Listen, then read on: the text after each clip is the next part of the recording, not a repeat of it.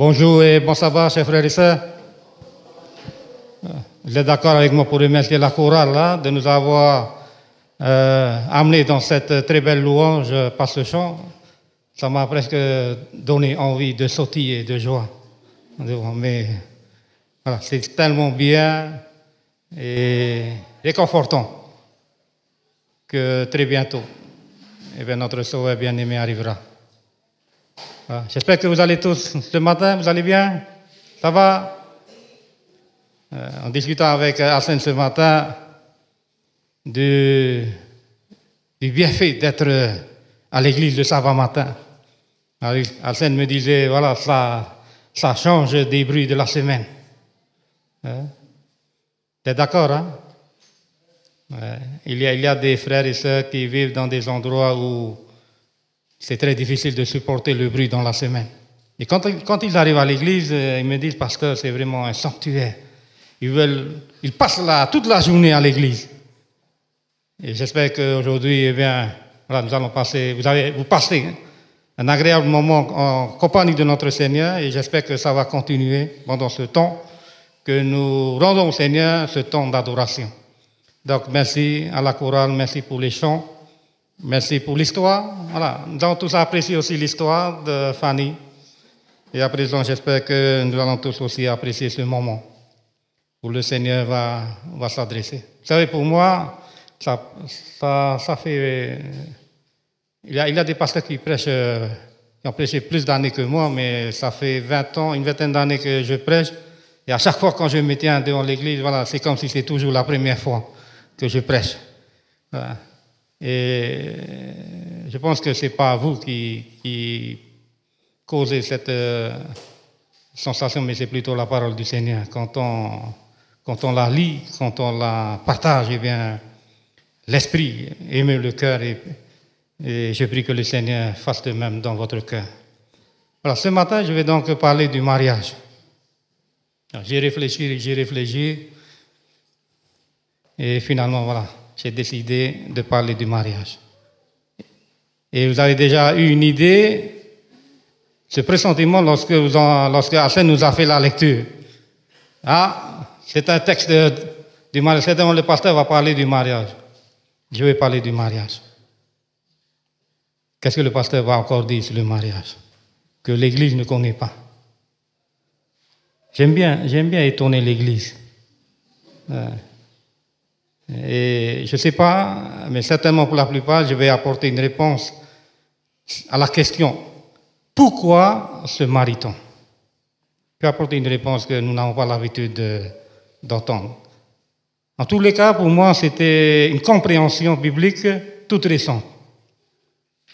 Pendant des années, je m'étais marié, mais je n'ai jamais eu cette compréhension comme je l'ai maintenant. J'avais des raisons pourquoi je m'étais marié. Mais lorsque j'ai entendu une de nos pasteurs en France, et d'ailleurs le message est inspiré de sa compréhension,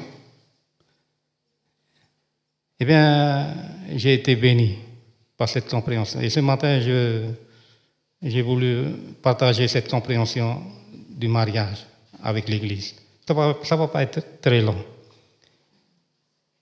Donc la question posée, pourquoi se marie-t-on? Et surtout, vous allez comprendre après, pourquoi il faut rester marié. Hein? Si vous êtes marié et vous avez, à coup sûr, hein, certainement l'idée de vous séparer est venue quand on se met en colère, quand on se dispute. Et peut-être vous avez dit à votre épouse, à votre époux, vaut mieux se séparer. Hein? Là, c'est pendant la colère. Hein? Et ce matin, j'espère que vous n'allez plus jamais vous prononcer ces mots. Que vous allez essayer, par la grâce de Dieu, rester mariés jusqu'au bout. Beaucoup, aujourd'hui, parmi nous, croient que pour s'engager dans le mariage, il faut quoi?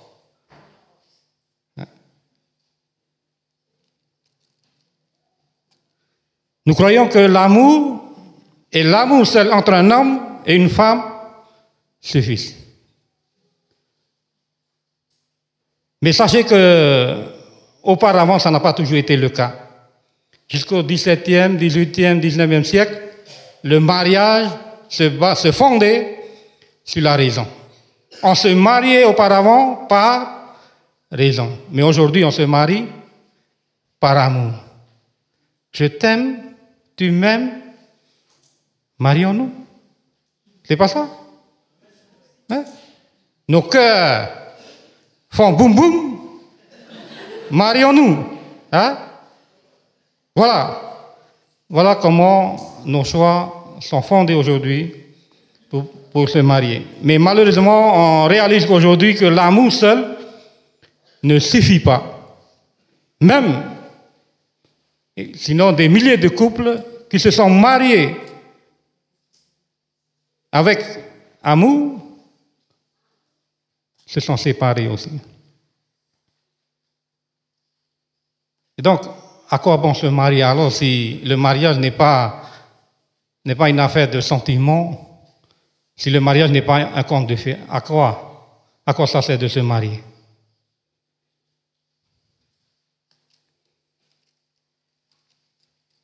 Et c'est ici, chers frères et sœurs, que nous avons besoin de revenir à la parole pour comprendre pourquoi Dieu a créé le mariage. Et donc ce matin, nous allons considérer deux éléments importants concernant le mariage. Tout d'abord, nous allons voir pourquoi Dieu a-t-il institué le mariage. Et deuxième question, pourquoi Dieu a-t-il créé le mariage? Est-ce qu'il y a une différence?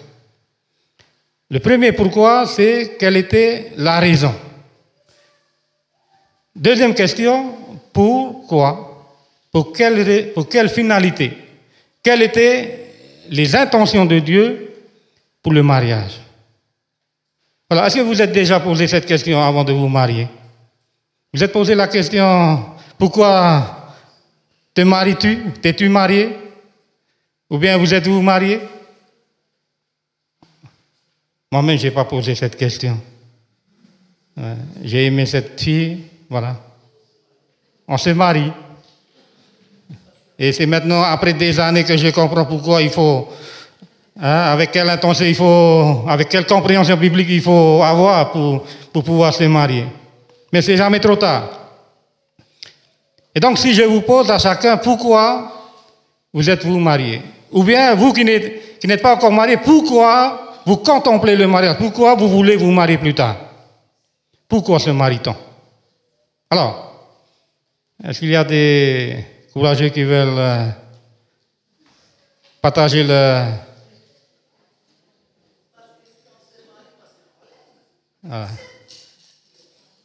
Voilà. Tu confirmes ce que je viens de dire? Ouais. Tu l'aimes, elle t'aime, il t'aime, voilà, vous vous mariez. Voilà. Est-ce qu'il y a une autre raison? Pourquoi se marie-t-on?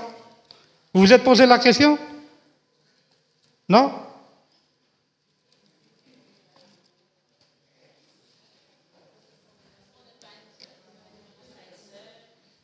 On ne veut pas être seul? Oui, on ne veut pas être seul.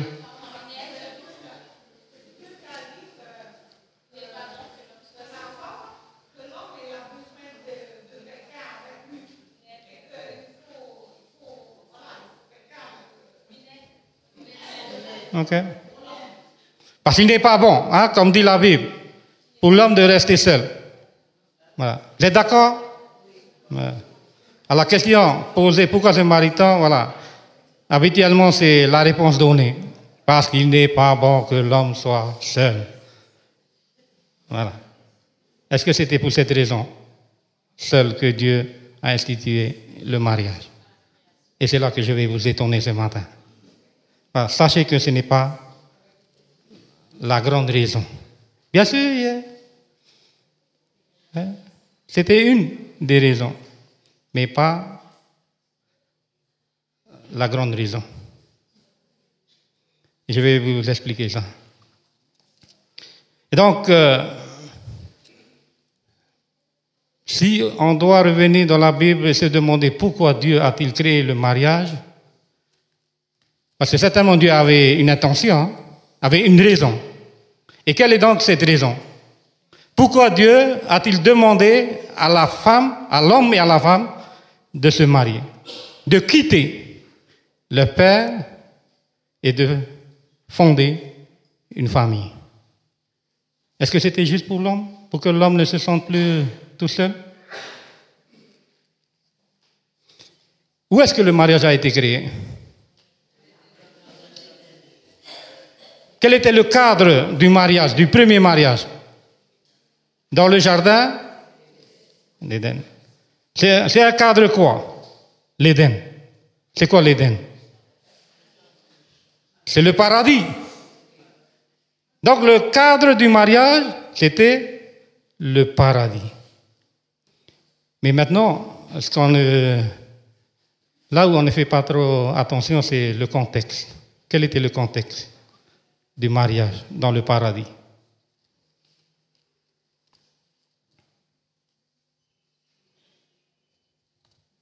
Quel était le contexte? Le cadre, c'est le paradis. C'est le jardin d'Éden. C'est beau. Mais le contexte, et c'est là où nous ne faisons pas souvent attention. Quel était le contexte, chers frères et sœurs? Bien sûr, le mariage a été créé sans péché. Mais à quel moment Dieu a-t-il créé le mariage? C'était à quel moment? Quelle était la situation? Quel était le contexte de notre monde en ce moment-là?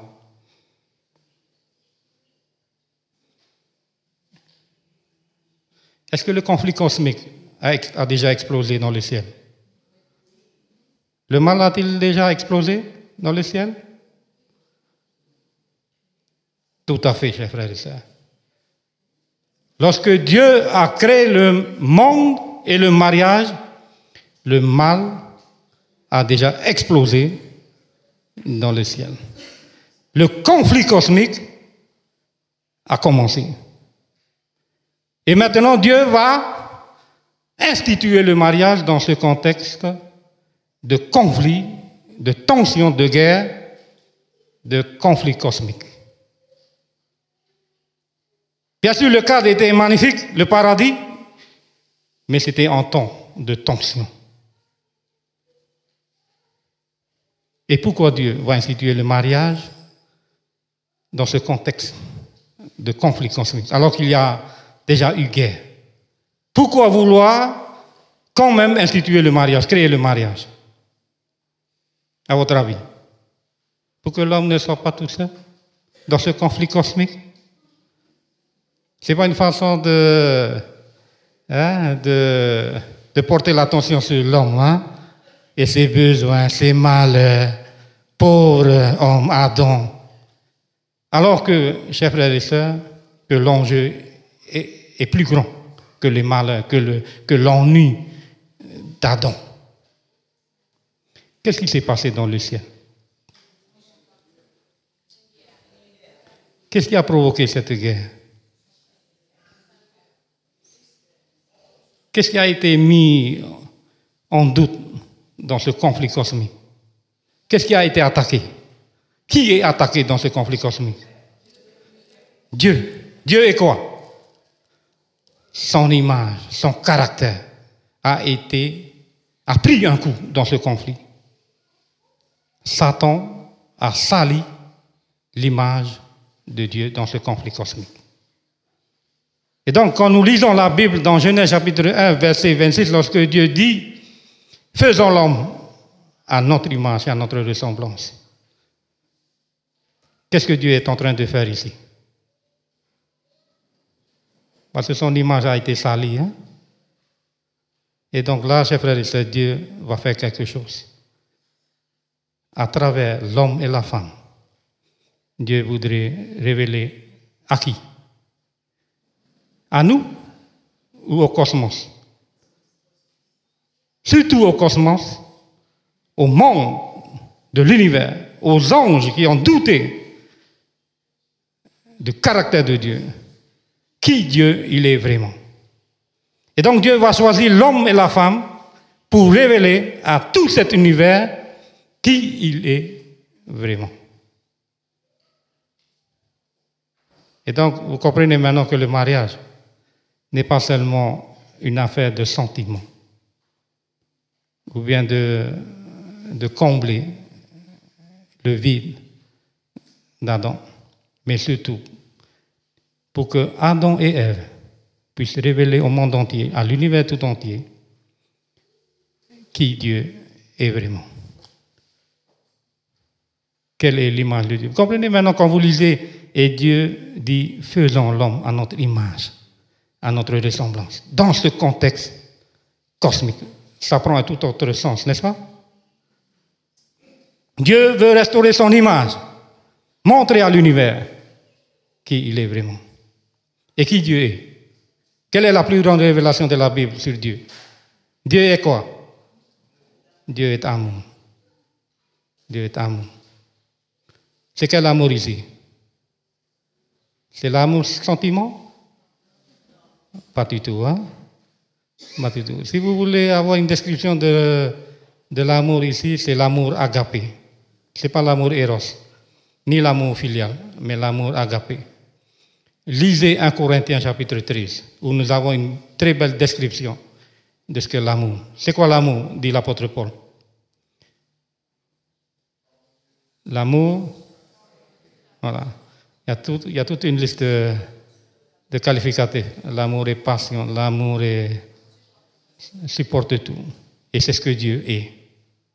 Et Dieu veut que dans le mariage, que l'homme et la femme, les époux, puissent vivre ça et honorer, exalter Dieu devant tout le monde.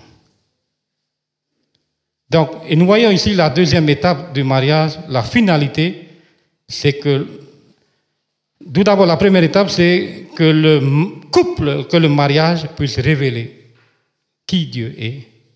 Et au sein de ce couple,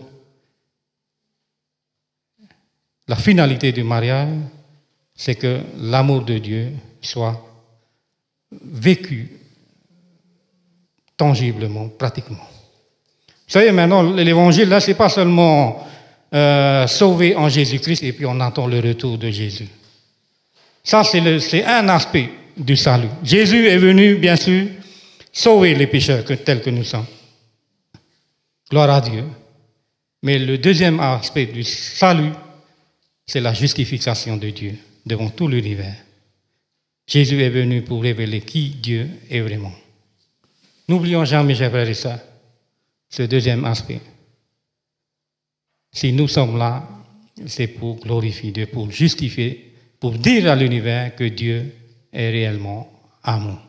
Et il n'y a pas plus meilleur endroit pour démontrer l'amour de Dieu, l'agapé, dans le mariage.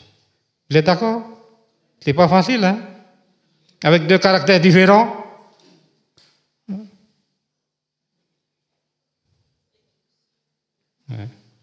Et nous réalisons ici que l'agapé n'est pas une affaire de sentiment, mais c'est un principe, c'est un choix, c'est un style de vie. On choisit d'aimer. On n'attend pas que le cœur fait boum boum. Hein? Parce que le sentiment change, hein? Change. Mais le principe, le choix ne change jamais. Et c'est l'amour que Dieu veut voir dans tous les couples, dans tous les mariages. Et donc, Dieu a bien choisi un homme et une femme pour révéler cet amour agapé. Ça ne va pas être possible entre deux hommes et deux femmes. Ouais, Dieu n'a pas prévu ça, mais entre un homme et une femme. Ouais. Et pas dans... Comment j'ai oublié le mot. Pas dans une vie de débauche ou de non-marié, de concubinage, voilà. Ce n'est pas dans une vie de concubinage qu'on va révéler Dieu qu'il est, mais dans le mariage. Dans le mariage. Dans le mariage, il y a le don de soi.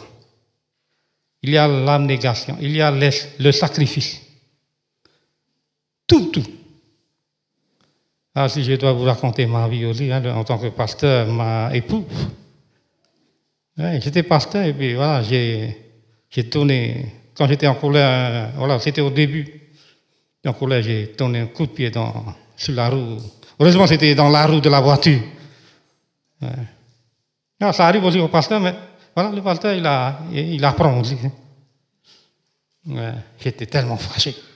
Parce qu'elle, elle est d'une autre culture, moi. Hein. J'ai ma culture aussi, et puis il fallait ajuster tous les différences de culture. Mais au départ, j'ai dit, jamais je vais porter ma main sur ma femme. Mais après 20 ans, voilà, hein, il y a encore du travail à faire sur l'humilité, sur le pardon. Mais on grandit. Ouais. Ouais. Et c'est là justement où Dieu veut que nous vivons cet amour agapé. Comme aujourd'hui à l'étude de l'école du sabbat, qu'est-ce qui va nous aider à avoir de meilleures relations sociales? C'est cet amour qui va couvrir une multitude de péchés. Et donc, chers frères et sœurs, voilà, sachez que dorénavant, si vous êtes mariés, c'est pas seulement voilà, pour vos malheurs à vous, voilà, on se marie parce qu'on veut pas, on veut être heureux. Vous savez, il y avait un jeune homme qui est parti voir un pasteur là, pour se marier. Et le pasteur lui demande, mais voilà, dis-moi, pourquoi tu veux te marier? Ah, pasteur, je veux me marier parce que je veux être heureux. Et le pasteur dit, égoïste. Hein? Tu es un égoïste. Parce qu'il veut être heureux. Il pense à lui d'abord, à son bonheur. Il ne pense pas à l'autre.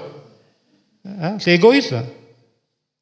Et vouloir dire que, parce que Dieu a dit que l'homme n'est pas bon, c'est pourquoi Dieu a donné le mariage, voilà, c'est une manière de dire que c'est une approche égoïste aussi. Alors que le mariage, c'est, en premier lieu, c'est pour révéler qui Dieu est. Vous êtes d'accord? Voilà. Que pensez-vous si on approche le mariage avec cette compréhension? Hein? Vous allez vous marier sachant que vous allez révéler au monde entier, à l'univers entier, dans votre mariage, qui Dieu est. Qui il est? Il est amour. Et dans cet amour, on supporte tout, on patiente, on s'humilie, on demande pardon. C'est pas ça? C'est pas ce que Dieu fait envers chacun de nous? Sérieusement, honnêtement. Hein? On n'est pas mieux, hein? Côté fidélité envers Dieu. Et pourtant, lorsqu'on vient à Dieu, demander pardon, Dieu est toujours. On court aussi après d'autres idoles. Mais Dieu est toujours là. Il attend. Oh, si Dieu nous divorçait aussi avec nous, ça fait. Hein? Si Dieu se séparait, je pense qu'il n'y aura plus personne à l'église. Il n'y aura que les enfants. Mais Dieu nous pardonne toujours. Et ça devrait être de même. Et c'est ce que Dieu veut voir aussi au sein du couple, du mariage. Lorsqu'on vit cela, chers frères et sœurs, voilà, on élève Dieu, on proclame Dieu est justifié devant le monde entier. Le sabbat, on vient, c'est bien. On tient la main de madame ou de monsieur. On ouvre la porte de... Hein? Mais quand le sabbat est fini, on rentre. C'est pas ça que Dieu veut. Dieu veut que ça soit tout au long de la semaine, tous les jours, qu'on vit ça. On vit ça. Donc, chers frères et sœurs, eh bien, aujourd'hui, voilà, nous vivons un temps particulier. Nous attendons le retour de Jésus, mais le monde a besoin de contempler l'amour de Dieu. Où ça? En premier lieu, pour les mariés au sein du mariage, au sein de la famille. Parce que Jésus revient bientôt et Dieu sera honoré, glorifié. Si nous vivons cet amour au sein du mariage. Voilà donc le contexte et le cadre du mariage, et c'est ce que j'ai tenu à vous partager ce matin. Voilà, j'espère que dorénavant, vous n'allez jamais dire à votre épouse, voilà, on va se séparer. Non, non. Se séparer, je me demande si c'est pas... Hein, mais allez jusqu'au bout. Demandez à Dieu la force de pardonner. Parce que Dieu pardonne toujours. Qu'importe les péchés que nous commettons vers lui, Dieu pardonne toujours. C'est pas facile, hein? Mais avec agapé, c'est possible. Quand on a l'agapé, s'il n'y a pas l'agapé, demandez à Dieu. Et Dieu nous le donnera. Voilà, que Dieu nous bénisse. Et je laisse la place maintenant à la chorale pour un chant de louange et nous clôturons. Voilà, merci pour votre attention.